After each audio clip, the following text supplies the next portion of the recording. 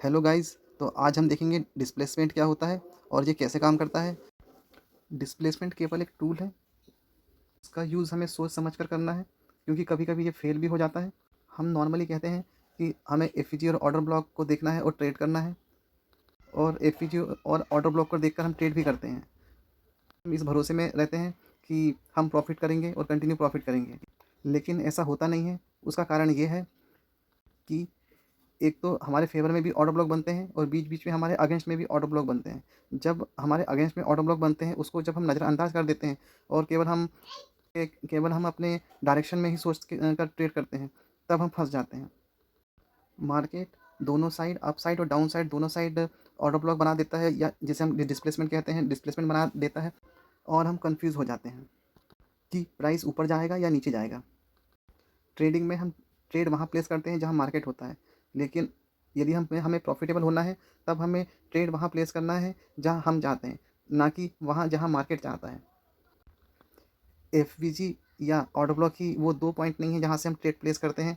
इसके अलावा भी प्राइस रीडिंग के बहुत सारे कॉन्टेक्स्ट हैं जहाँ से हम ट्रेड प्लेस करते हैं। जैसा कि हम चार्ट में देख सकते हैं, प्राइस ने एफवीजी से रिजेक्शन लिया है, तो क्या हम ट्रेड प्लेस कर दें? कि हम ऐसा चाहते हैं कि चलो मार्केट ने एफईजी में रिजेक्शन ले लिया, हम ट्रेड प्लेस कर देते हैं। तो नॉर्मली क्या होता है कि हमारा ऐसे लग जाता है। अभी हम चार्ट के 15 मिनट के टाइम फ्रेम में हैं, तो क्या हम अभी ट्रेड प्लेस कर देंगे? यदि हम सोचते हैं कि हम 15 मिनट में रिजेक्शन को देख के ट्रेड प्लेस कर देंगे, तो हम बहुत ही गलत सोचते हैं, क्योंकि 15 मिनट का टाइम फ्रेम निफ्टी में या किसी भी इंडेक्स चार्ट में बहुत बड़ा होता है। यदि आपको लगता है कि हम इस चार्ट में कैसे ले लेते हैं, इस बात का एनालिसिस कर रहे हैं, तो फिर आप बिल्कुल ही गलत सोच रहे हैं। क्योंकि इस वीडियो में मैं आपसे यह डिस्कस नहीं करना चाहता हूँ कि हम ट्रेड कैसे प्लेस करते हैं, कहाँ से प्लेस करते हैं। मैं आपसे केवल साइकोलॉजिकल टॉपिक के ऊपर बात करना चाहता हूँ। मैं आपसे ये बताना चाहता हूँ कि एफईजी और ऑर्डर ब्लॉक ही सब कुछ नहीं होता है। इसके पीछे साइकोलॉजी होती है। हम जब भी ट्रेड लेते हैं, हम किसी चार्ट को देखते हैं, तो जब भी हम कोई एफईजी या ऑर्डर ब्लॉक को देखते हैं और हम ट्रेड सोचते हैं कि प्लेस कर दें, तो उस कंडीशन में हम अपने प्रॉफिट को तो छोड़ ही दो, हम अपने लॉस को ही बुक करेंगे। अब आपको ऐसा लगेगा कि मैं ऐसी बात क्यों कर रहा हूँ। मैं ये इसलिए कह रहा हूँ कि ट्रेड लेना जितना आसान है, उससे कहीं जो मुश्किल जो चीज़ है वो ये है कि जब हम ट्रेड प्लेस करते हैं जिस जगह से, तो हमें सबसे पहले पता ये भी होना चाहिए कि हमारा ट्रेड कहाँ तक जाएगा।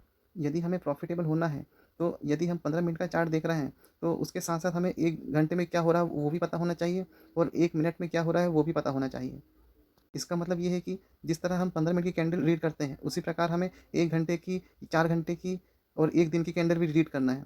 और लोअर टाइम फ्रेम में 1 मिनट से लेके 1 मिनट, 5 मिनट और 15 मिनट का कैंडल रीड करना है। जब तक हम अपने ट्रेड में ये इतने टाइम फ्रेम का कॉम्बिनेशन को मैनेज नहीं करेंगे, तो हम प्रॉफिट से बहुत दूर ही रहेंगे। यदि आपको लगता है कि 1 मिनट से लेके 1 दिन तक की कैंडल रीड करना बहुत ही मुश्किल काम है, तो आपको बहुत गलत लगता है।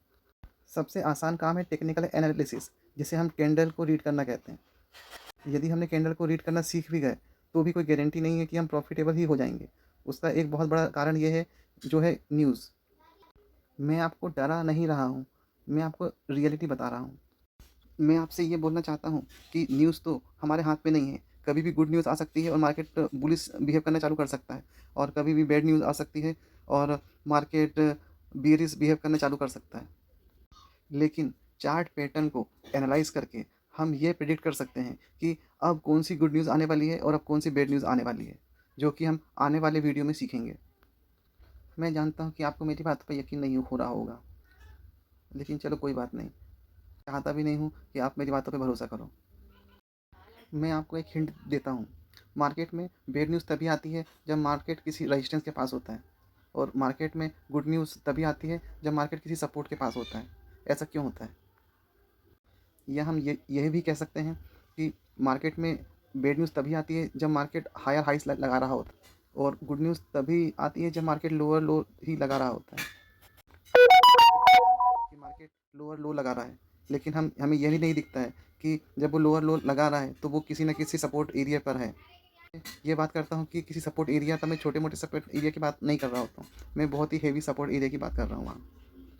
तो चलो हम अभी चार्ट पर लौटते हैं। जैसा कि आप देख पा रहे हैं, अभी हम 1 मिनट टाइम फ्रेम में शिफ्ट हो चुके हैं, और यदि आप एनालाइज़ करोगे तो 1 मिनट टाइम फ्रेम में भी सेम डिस्प्लेसमेंट दिख रहा है, लेकिन वो 1 मिनट पे दिख रहा है।